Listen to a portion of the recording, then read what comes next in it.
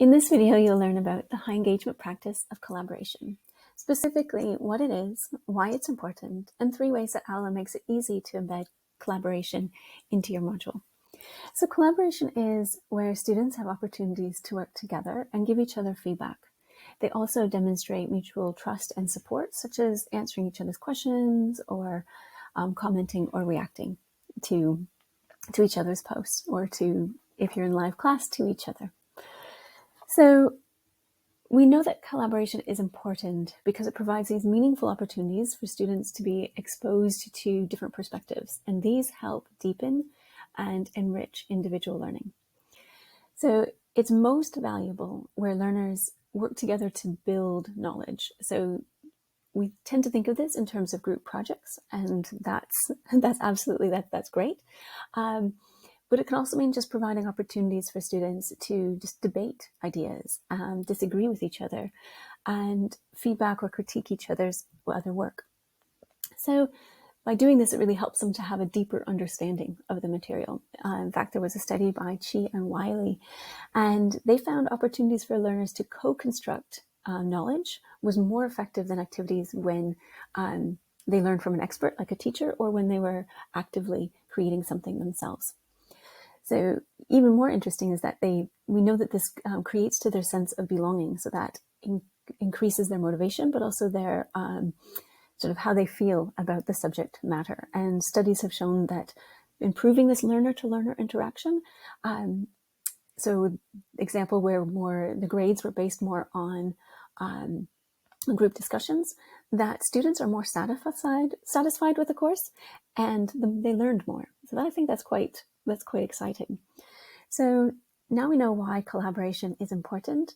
I'm going to take you through 3 tips as to how to use them and how Aula makes it easy to embed this into the modules.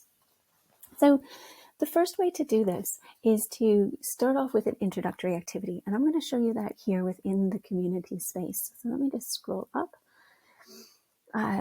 So here, for example, you could do, in this case, a 2 truths and a lie game, just something fun or something to start at the beginning of that module. It sets a place that is psychologically safe for students to contribute and to share, and it really starts to embed these habits and behaviors that you want to see. So by starting with something small, then this builds as it goes through the module. I want to show you an example of a module that does this really well. So in here you can see that they start with this introductory activity where introduce yourself, finding an object, what does it say to you, and posting it on the community feed. Now this just starts creating those connections between students, and you can tailor this to what your module is. So for example, if it's a module near the end of a course, you might instead want to ask them what they want to do after the course. Or if it's a module that builds on something the term before, you might ask them kind of what were their memory of the key learning points from before, what they found more challenging, or what they found they're easier. So sort of they can share their strengths with other students. So the second way is to create opportunities for students to interact with each other. Now, this can be done through setting up group projects, which Aula makes quite easy by going into groups and that people icon and into groups, and you can see that we've got a group set up. If I click on here, it's very easy to look to see who's in that group, and it'll say one student not yet in group. So I can then click on that, it'll pop up, and then I can also add them into the group. Now, if I wanted to also show you that you can also create a group conversation, and by creating that group conversation, then students will be able to talk to each other both casually or more formally. This can also be done in sort of everyday or weekly, building up week by week. And you can see that here in, let me move myself. You can see that here in week 2. This is a great module for many, many reasons, but I'm going to focus specifically on the collaboration. And at the end, so they instead of just leaving this assignment where the students would work individually, what this module coordinator has done is at the end given another step for taking a look at the other students' work, and then at this beginning bit is just leave an emoji. So that's a really easy way to start those interactions. And then later on in the module, takes that up a little bit more just by asking for them to comment to other students. It does say it. I think my thing's hiding it, but it does say it there. Now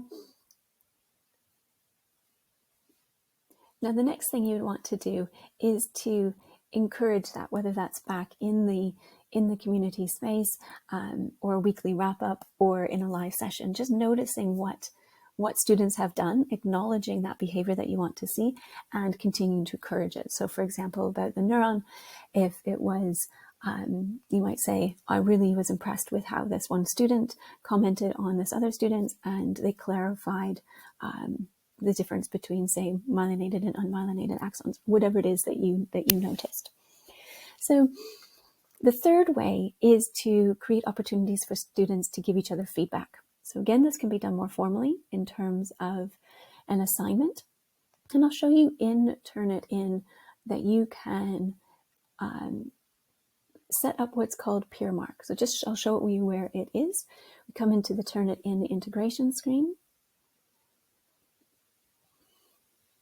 And in optional settings, you'll see, before is in right here where it says enable peer mark. So this will allow students to mark each other's work, and also you can then mark their assessment of each other's work. So it creates a more formalized process for students giving each other feedback. Now, this doesn't necessarily have to be formalized. It could be in setting up sort of discussion groups, or say, for example, a module such as a dissertation that might be considered to be more independent work. You could set up these dissertation buddies where students work with each other over the module, over the time, to help each other as they create the next section and the next part of their work. For example, reviewing each other's proposals, or the methodology, or the lit review, or that final piece. The final thing is, I really want to challenge anybody who is doing a module where that is more independent, to find ways where you can still create these interactions. And I want to leave you with an example. I think it's a great one, where this is he created these group sessions for writing. So he calls them Writing Power Hour. Now this can also work for other disciplines such as computer science and coding, where in these power hours it's on Zoom or on MS Teams, and they meet at the beginning. Anybody who wants to share what they'll be working on over the next hour, they mention it, and then they all are there in that shared sort of online space working away. And then at the end, they come back in to check in. So this is a really great way where you can still build connection between students and make them feel part of a group, which we know increases their satisfaction and really makes this great experience, even though they're still having that independent part. So hope that helps, and you have a great time embedding collaboration into your modules.